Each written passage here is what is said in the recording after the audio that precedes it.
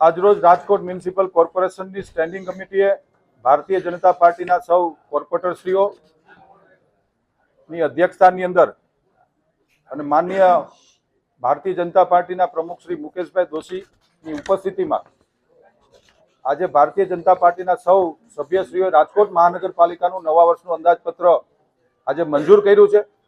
માનનીય મ્યુનિસિપલ કમિશનરશ્રીએ 3112.28 કરોડના કરબોજા સાથેનું બજેટ સ્ટેન્ડિંગ કમિટીમાં આપ્યું હતું, પરંતુ ભારતીય જનતા પાર્ટીના શાસકોની એક નેમ રહી છે કે લોકોની ઉપર જ્યારે એક પણ રૂપિયાનો કરબજો આ ક્યારેય પણ ન આપવો જોઈએ।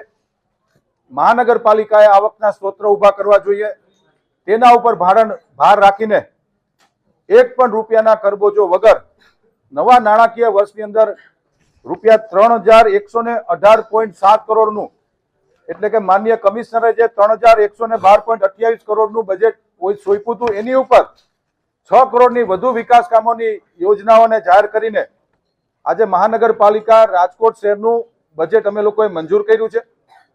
જે કરવેરા માનનીય કમિશનરશ્રી દ્વારા સોંપવામાં આવ્યા હતા એ ભારતીય જનતા પાર્ટીના સૌ શાસકોએ આજે નામંજૂર કરીને શહેરના સર્વાંગી વિકાસ માટે 18 વોર્ડનો પેરેલલ વિકાસ થાય એના માટે આજે મહાનગરપાલિકાની સ્ટેન્ડિંગ કમિટીમાં બજેટ મંજૂર કરવામાં આવ્યું। મહત્વની અમારા માટે તમામ યોજનાઓ મહત્વની કહી શકાય, પરંતુ લોકોને સ્પર્શતી યોજનાઓની અંદર વોર્ડ વાઇઝ આરોગ્ય કેન્દ્ર, બહેનો માટે કેન્સરની વેક્સિન ફ્રી, અલગ અલગ રોડનું બ્યુટિફિકેશન ગણીએ, અલગ અલગ ઇન્ફ્રાસ્ટ્રક્ચર ગણીએ, અનેકવિધ યોજનાઓ ભારતીય જનતા પાર્ટી માટે અગત્યની છે। રાજકોટ શહેરનો સર્વાંગી વિકાસ થાય એના માટે રાજકોટ મહાનગરપાલિકાએ આજે સ્ટેન્ડિંગ કમિટીમાં બજેટ મંજૂર કર્યું છે। બ્યુટિફિકેશન શબ્દ એક હેડ છે, પરંતુ રામનાથ મહાદેવને પડતી તમામ મુશ્કેલીઓ, આપનો પ્રશ્ન ખૂબ સારો અને સાચો છે।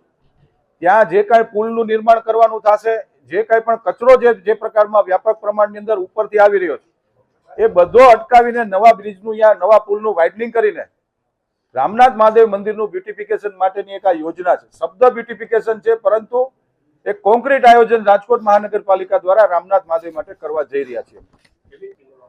ગયા વર્ષે પણ આજી રિવરફ્રન્ટની યોજના નથી લીધી, નવા નાણાકીય વર્ષમાં પણ નથી લીધી।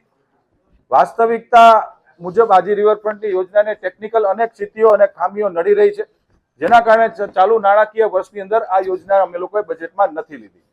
રેસકોર્સ સંકુલની અંદર માધવરાવ સિંધિયા ક્રિકેટ સ્ટેડિયમને કોમર્શિયલ દરે હવે મ્યુઝિકલ ઇવેન્ટ માટે, સ્પોર્ટ્સ એક્ટિવિટી માટે, નવરાત્રી માટે આ ગ્રાઉન્ડમાંથી રેન્ટ ઉપર આપી અને આવક ઊભી કરવાના પણ સ્ત્રોત અમે લોકો નવા વર્ષમાં યોજના જાહેર કરી છે।